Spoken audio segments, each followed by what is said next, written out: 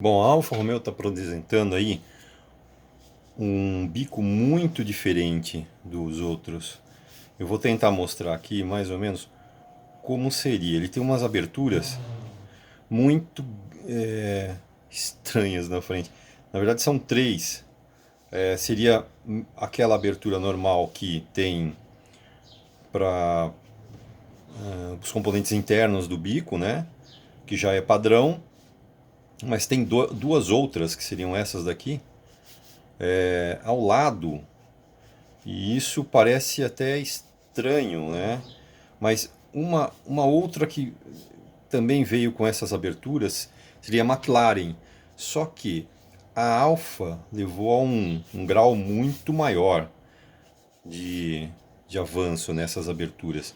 Eles têm um bico mais ou menos assim, algo muito estranho, que se destaca na frente das outras equipes, né?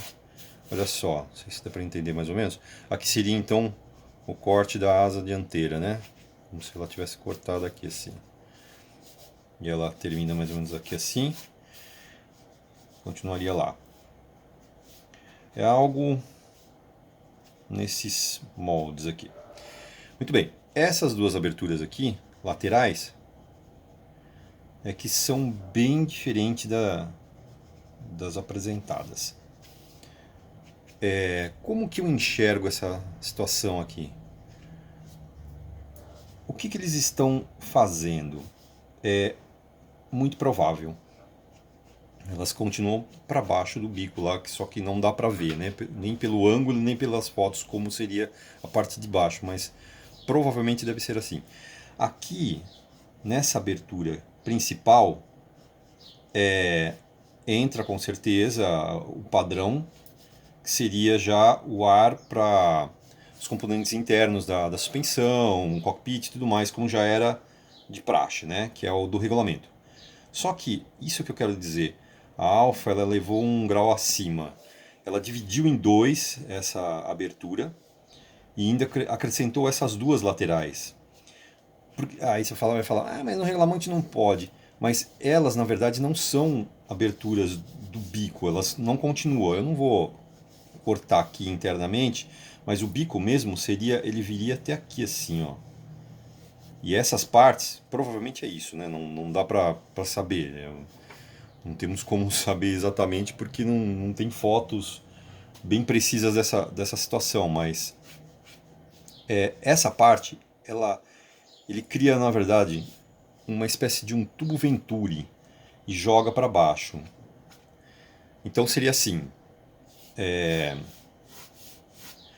o ar vai entrar aqui, eu vou ilustrar com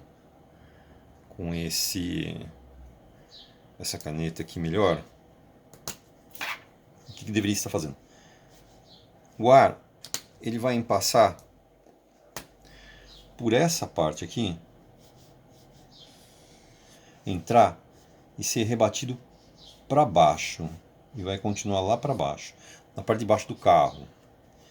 O ar também vai entrar, então aqui nessa parte aqui, vai entrar também nessa parte aqui e também vai ser rebatido lá para baixo. Mas eu vou tentar fazer um outro corte lateral mais preciso para dar para ver a situação melhor, né? Então seria assim, mais ou menos, ele termina em uma área rebatendo para baixo. E aqui estaria a outra parte do bico, né? Mais ou menos nessa situação aqui, ó. Tudo se encontra na parte de baixo. E aqui estaria mais ou menos a área da asa. O corte lateral da asa, né? Então o que eu estou falando são essas duas entradas laterais aqui. E tanto a frontal. Como tem a divisão aqui, então essa abertura ela entra bastante ar, pressiona num tubo Venturi, acelera o ar e joga ele para baixo, mas não tão para baixo, vamos dizer assim. Vocês vão ver essa jogada como deve ser. E aqui também entra por essa outra parte aqui, que seria essa abertura aqui. Ela entra e joga também para baixo, mas um pouco a mais. Mas por que essa situação? Para que essa divisão e para que tudo isso? Note então que ele acelera e joga com mais força o ar para trás. Nos dois casos, né? Então, o bico seria mais ou menos essa situação aqui. Aí, se nós pegarmos o carro vista de lado, tentar fazer ele na outra folha. Se a gente pegar ele vista de lado, ele vai fazer essa situação aqui, quer ver? Deixar ele mais ou menos aqui assim. Então nós temos aqui a representação do carro de lado, vamos ver. Então seria a asa dianteira aqui. Aqui a inclinação dele com o difusor traseiro. É mais ou menos isso aqui que acontece.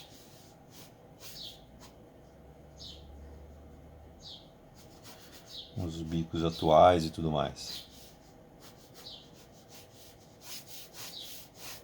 Mais ou menos esse o formato do Fórmula 1, sei lá, vamos dizer. Crescer um pouco mais.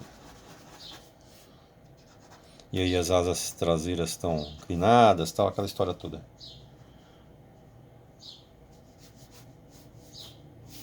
É mais ou menos essa configuração aqui do carro. E aqui seriam side pods, que aliás estão bem interessantes esse ano também.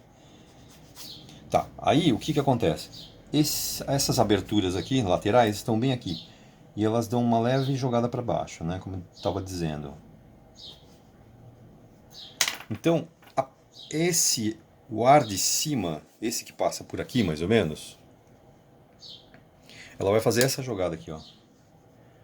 Provavelmente ele passa por aqui, é espremido, acelera e é jogado na parte de cima, na lateral, bem embaixo do side pod, e ele vai correr e sair pelo difusor.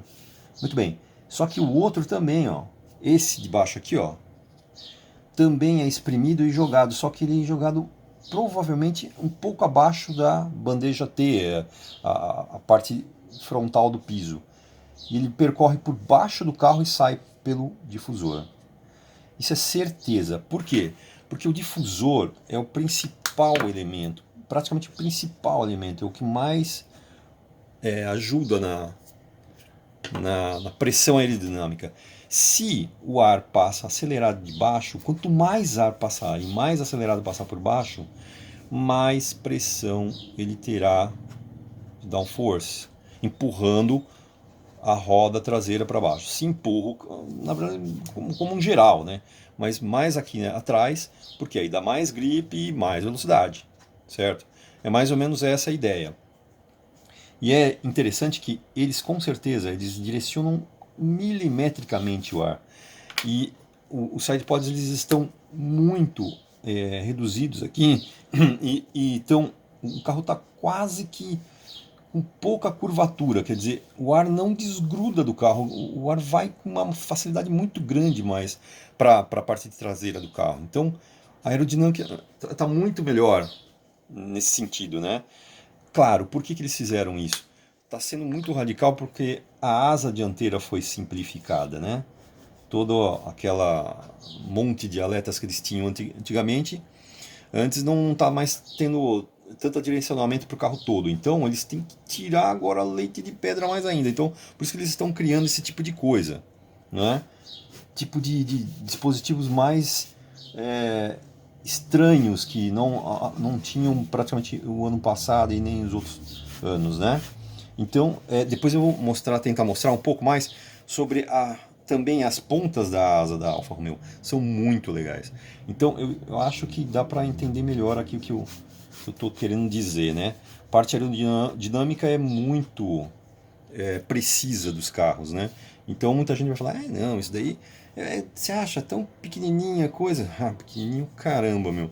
Os caras fazem tudo com uma ideia de milímetros. E se você tiver o ganho um pouquinho aqui, um pouquinho ali, no resultado final, o carro vai ser mais eficiente. Então eu espero que vocês tenham entendido melhor. Depois eu vou ver se eu faço mais vídeos para explicar mais outras partes, mesmo da Alfa Romeo, que eu achei muito legal, e de outros carros também, como a McLaren, por exemplo, que também está muito interessante.